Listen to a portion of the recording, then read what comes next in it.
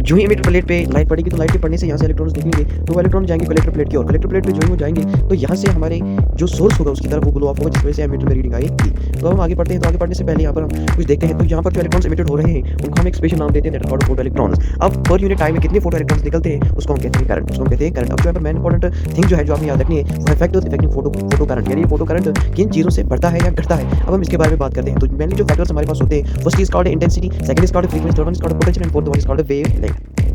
तो पहला जो फैक्टर हम स्टडी करने जा रहे हैं that's about the intensity of the light, यानी लाइट इंटेंसिटी ऑफ लाइट पे क्या असर रहता है फोटो करंट पे। तो सबसे पहले हम ये जानने की कोशिश करेंगे कि इंटेंसिटी का मतलब क्या होता है। देखिए पर यूनिट टाइम में पर यूनिट एरिया से कितनी लाइट पास होती है, that is called intensity of the light. अब हम पहले फैक्टर के बारे में पढ़ते हैं। देखिए जितना ज़्यादा हम लाइट की इंटेंसिटी को बढ़ाएंगे उतना ज़्यादा फोटो करंट होगा। तो यहाँ पर आप देख सकते हैं कि इसका जो ग्राफ है वो बनता है दैट इज स्ट्रेट।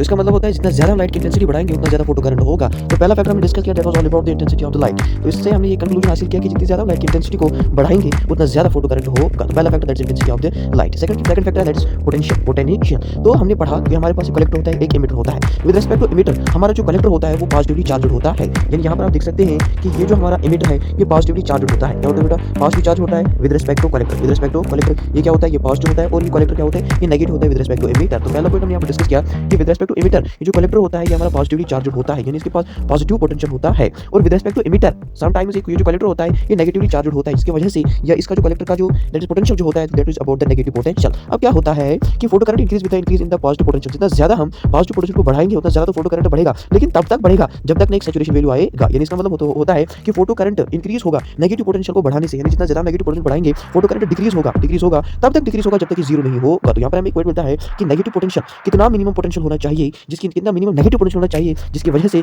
जो कलेक्टर साइड होगा उस पे सबसे फास्टेस्ट इलेक्ट्रॉन भी ना पहुंच सकेगा, और उस पोटेंशियल को बेटा हम कहते हैं स्टॉपिंग पोटेंशियल या कहते हैं कट ऑफ पोटेंशियल। यानी जो आपके पास सबसे ज्यादा एनर्जेटिक पार्टिकल होगा वो भी कलेक्टर तक नहीं पहुंचे।